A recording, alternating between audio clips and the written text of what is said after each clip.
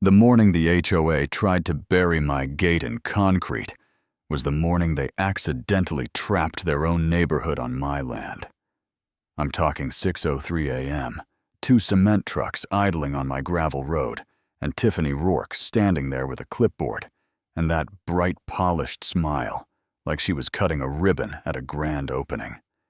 She taped a notice to my fence that said, "Do not tamper, 800 per day," and I remember thinking, wow, you really don't know where you're standing, do you? My name's Cole Mercer, mid-40s, not the loud guy in the room, never been. I build things, I fix things, I keep to myself. And after my wife Jenna died 2 years ago, quiet stopped being a preference and turned into a survival skill. You know what I mean?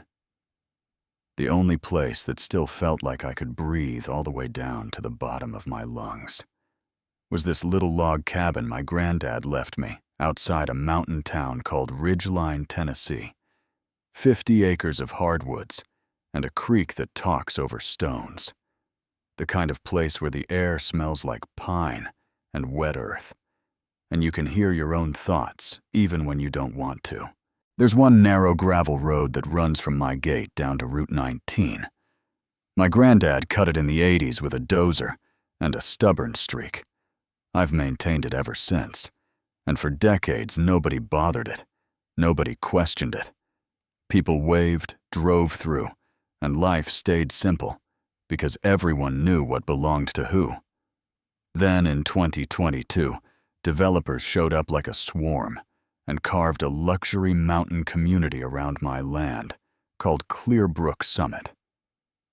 34 houses, a stone entrance sign matching mailboxes.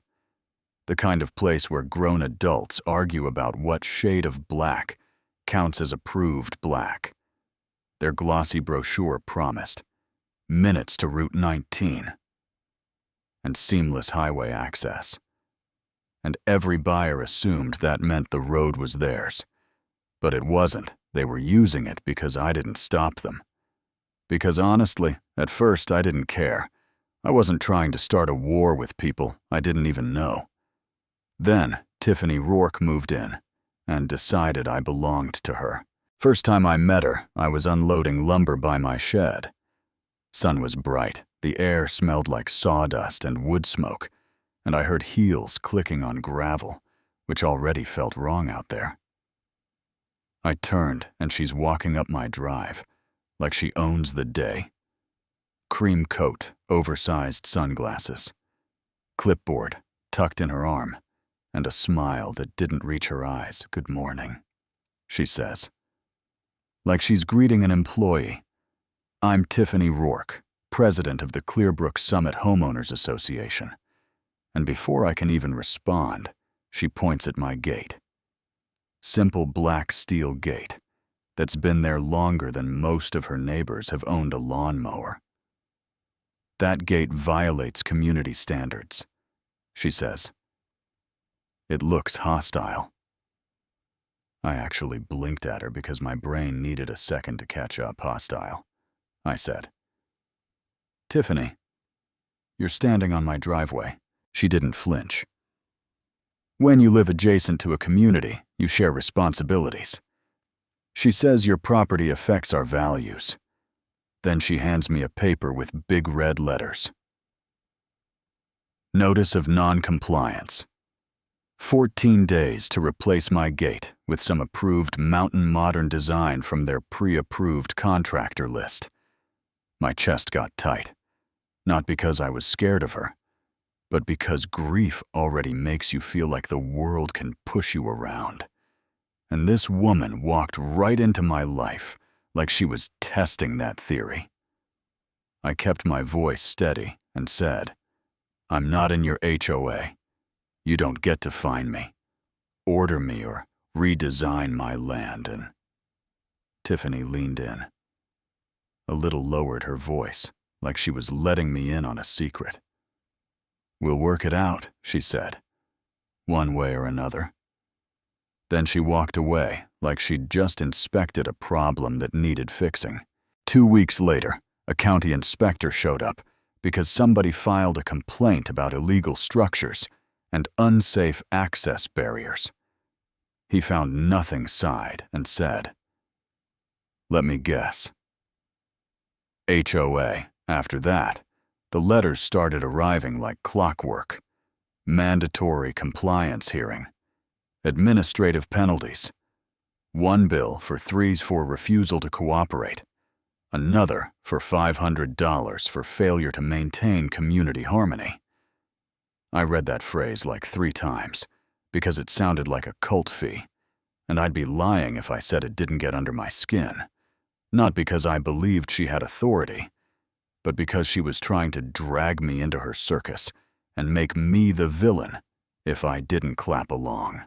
Tiffany escalated fast. Cameras appeared on HOA posts, aimed straight at my entrance. Volunteers with measuring tapes wandered near my fence line, smiling like they were doing me a favor one morning. I stepped outside with coffee and found a neon survey flag planted inside my property line. I pulled it out and stuck it on the HOA side of the road like a bright orange boundary marker. That afternoon, Tiffany rolled up in her SUV and called out, "You can't interfere with a community assessment." And I took a sip of coffee and said, "You can't assess what you don't own." And she smiled like she loved being challenged. "We'll see," she said. That's when I called my friend in Knoxville. Property attorney named Miles. Grady Miles has the calmest voice I've ever heard, like he could read you bad news and somehow make you breathe easier. He asked one simple question. "Is there a recorded easement on that road?" I told him.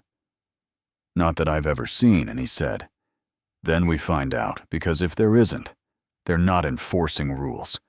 They're trespassing with confidence."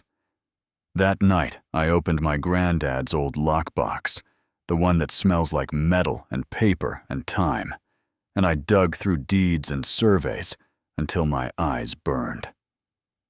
I found the plat map clear as daylight.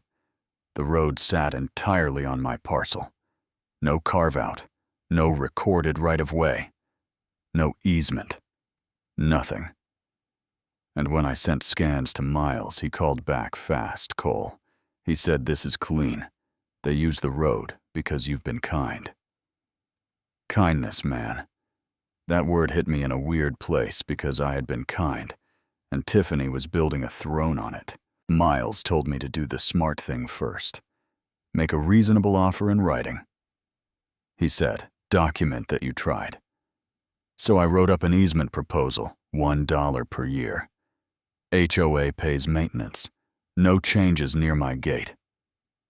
Without written permission, I wasn't trying to squeeze families.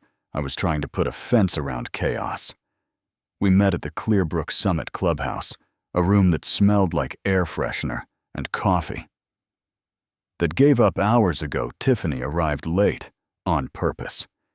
Skimmed my paper like it offended her, then pushed it back with 2 fingers. "This is extortion," she said. "You're trying to hold families hostage." And I leaned forward and said, "I'm trying to legalize what you've been taking for free." And she laughed, short and sharp. "Cole, that road is community infrastructure. Now it's established. You don't get to rewrite reality because you're bitter." Bitter. That word wasn't about a road. It was about my life. It was her, trying to shrink me down into a stereotype she could sell to her neighbors. The angry widower up the hill with the scary gate. I kept my voice low and said, "Property law doesn't change because you say community a lot." And her eyes went flat. "We'll handle this through appropriate channels," she said. And the way she said it told me she meant pressure, not facts. A week later, I got a threat letter from some downtown law firm. Heavy paper, fancy words. Big bullying energy they tossed out implied rights, and community reliance hinted at eminent domain, like it was a party trick. Miles read it and said, "They're bluffing, but they're arrogant enough to do something physical. Start documenting everything. I did. I installed obvious trail cameras along the road with reflective signs that said, "Private road, no recorded easement, entry logged." And the effect was instant. The neighborhood mood shifted. People started driving slower, looking at those signs like they were seeing the truth for the first time. And Tiffany responded the way bullies respond when their spell breaks. She went louder.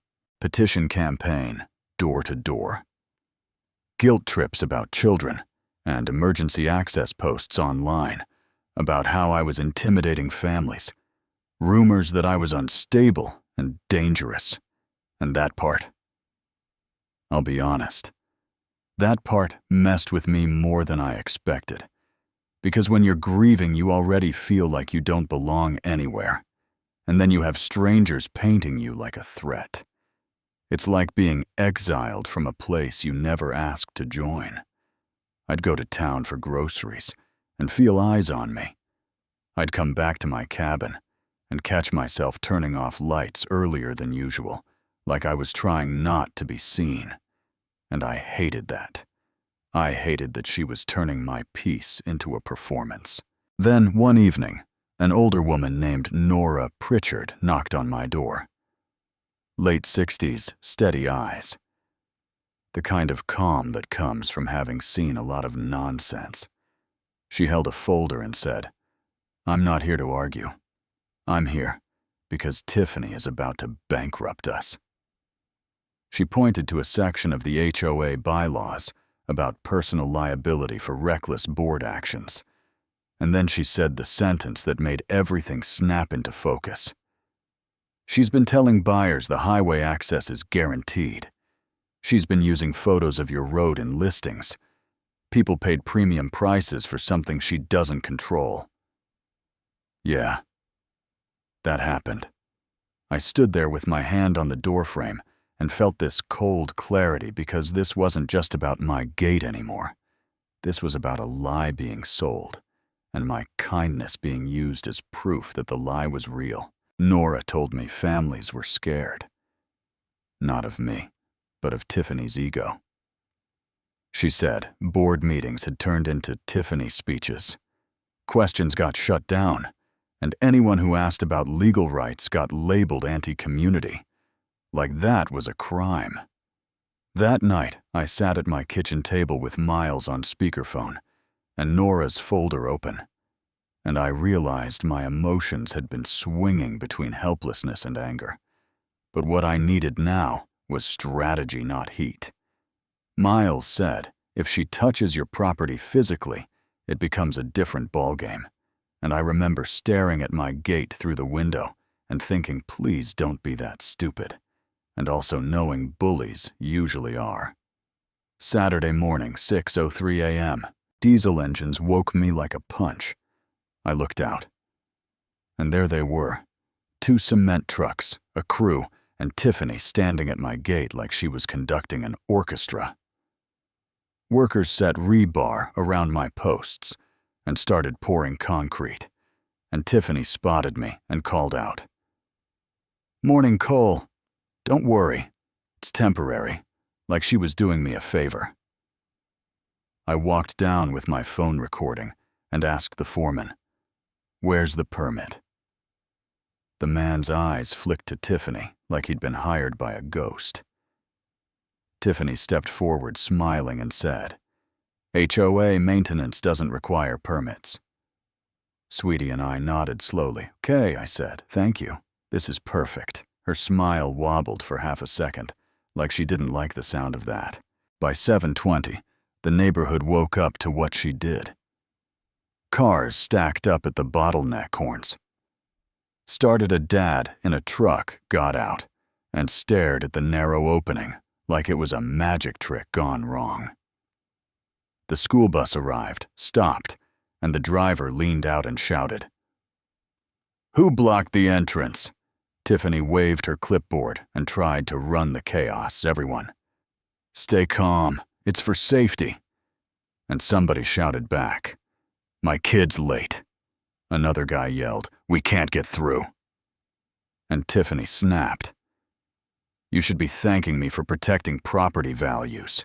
Then the siren came.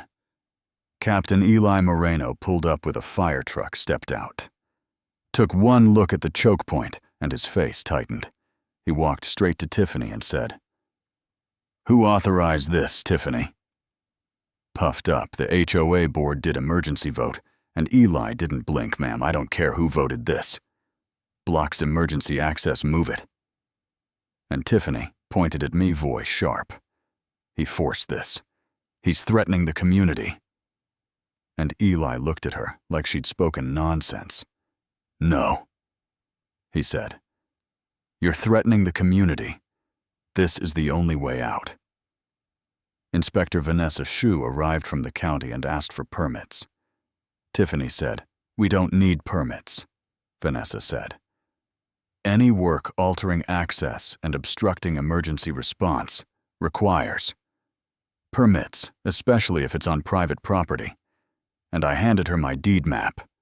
Tiffany snapped. "He's lying." And Vanessa didn't argue. She took the paper, made a call, and started writing like she'd done this dance before. By noon, the county ordered a public meeting at the middle school gym. Folding chairs, angry homeowners, a couple of local reporters, hovering like they could smell the drama, and Tiffany at the front, gripping the microphone like it could save her. "This community will not be bullied by one man with a gate," she declared. And my heart was pounding, but my voice came out steady because something in me had shifted. I wasn't trying to prove I was tough. I was trying to prove I was right. "I offered you an easement for $1 a year," I said. "You called it extortion. You sent fake fines. You aimed cameras at my home. And today, you poured concrete on my property." And Miles stood beside me and said, "There is no recorded easement. This morning's action obstructed emergency access and altered private property without authorization." And Nora stood too, holding her folder like a shield. "And she's been marketing highway access. As guaranteed, she said she sold it like it was hers." Tiffany's face kept cycling through rage and confusion, like her brain couldn't accept. Reality wasn't taking votes. "This is harassment," she shouted. "He's doing this to punish families." And that line hit the room because you could see people wanted to believe it. It's easier to blame the quiet guy up the hill than admit you elected the wrong person. You know what I mean? Then Deputy Aaron Klein stepped forward from the side of the gym, calm as stone. "Ms. Rourke, step away from the podium," he said. Tiffany blinked, "Excuse me," and Deputy Klein said, "You're being detained pending investigation for obstruction of emergency access and interference with private property." And the gym went silent as the cuffs clicked. Tiffany turned her head toward me, eyes wide, mouth open, and for the first time since she walked up my driveway, she looked small. Not because I yelled louder, but because the law doesn't care about her smile. Here's the part that still sits heavy with me as they walked Tiffany out. A homeowner I'd never met stood up and shouted at me, "So what now, man? Are you going to shut us in? Are you going to punish all of us for her?" And 34 faces turned toward me, some angry, some pleading, some ashamed. And I realized this wasn't just about winning, it was about what kind of person I wanted to be next. "So tell me what you think. Was I right to stand my ground and force the truth into the light? Or should I have protected those families from Tiffany, even if it meant swallowing my boundaries and letting the HOA keep pretending they owned my road? And if you lived in Clearbrook Summit, would you blame the HOA president who overreached, or the landowner who finally said no? Drop your take in the comments. Tell me what you would have done, and if you've survived your own HOA nightmare. Share it. I read these stories and I swear some of them are wilder than fiction. Hit subscribe if you want more real-life justice stories. And most of all, argue with each other respectfully down there. Because this one's not as black and white as Tiffany wanted it to be.